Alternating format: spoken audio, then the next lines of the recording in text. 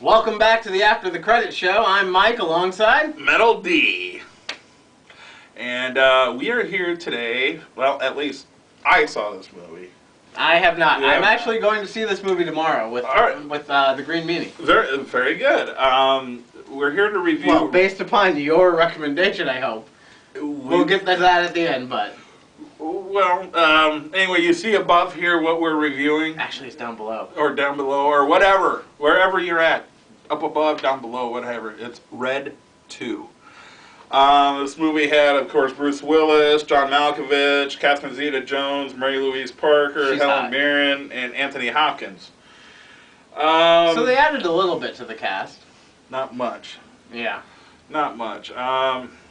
Well, in my opinion, and these are just strictly my opinions, for those of you that have seen this, I'd like to see your opinions down below.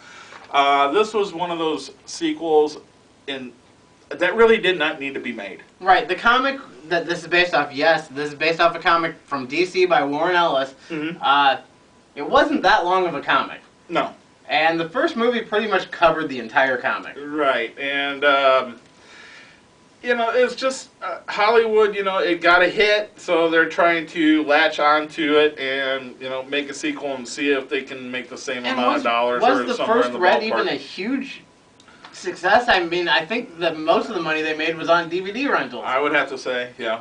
So I find it odd that they didn't just do this direct to DVD, but... yeah, and it isn't like Bruce Willis and some of these other people haven't done direct to DVD movies. Exactly. Before, I mean, the best part of the first movie was John Malkovich. Oh, yeah. And he was the best part of this movie as well.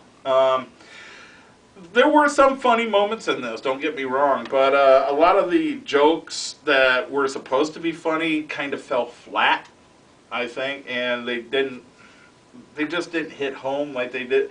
There was a lot of funny moments in that first one, whereas this one, I think that it got tired.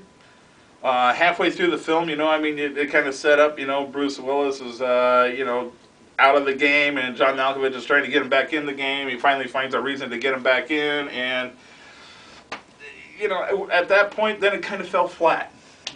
Even some of John Malkovich's funny stuff just fell flat for me. It didn't really forward the characters that existed from the first one all that much, and that's what a sequel is supposed to do. At least a decent sequel is supposed to do. It's supposed to forward the characters. Exactly. I think, a little it's supposed bit. To give you more story about their life. More story about their life and stuff like that. I mean, granted, you had the Bruce Willis relationship with Mary-Louise Parker's character and stuff like that, but that was really it. See, and I had that problem with another Bruce Willis movie, The Whole 9 Yards, The Whole 10 Yards. Right. That was a pointless sequel. Yeah, exactly. Pointless, exactly.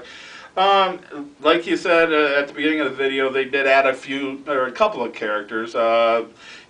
Catherine Zeta-Jones was in there, and Anthony Hopkins was a bad guy in this movie. And then they added... I've never seen that. Then they added that guy from the G.I. Joe movies, the karate guy from the G.I. Joe movies. They added him in there too, and sprinkled him in there. Just for really action's sake. Because I don't think that Bruce Willis and John Malkovich can carry an action movie anymore. So is this movie worth going to see in the theater, or waiting for DVD, or waiting for cable? If you can see it, on a cheap way, if you can get a deal on the movie, at a second run theater or something like that, go see it. If not, then wait for DVD, and I would rent it first before you buy it. Don't run out there and buy it. This movie, in the end, should have been much more fun than what it was, but in the end, it just kind of fell flat for me. And I realize that there are some people out there that do like this movie, and I don't have any problem with that. But for me personally, the best jokes were in the first movie and the first half of this movie. After that, it just fell flat, and it was just tired. I'm kind of surprised they released this in the summer. You think they might have waited for the fall or the winter, so maybe it didn't have as much competition? Yeah, you would think. G.I. Joe did pretty decent this year when it was released in April or whatever. Right. You would think that they would have waited. Maybe October would have been a better time for this film or something like that, but. They didn't. They released it during the summer, and I think it's going to get lost in the shuffle. It may find an audience on DVD and whatnot, but... And overall, what grade would you give it? I would give it probably about a C. There were some good moments. The first half of the movie I enjoyed. The second half, not so much. So I would give it a C.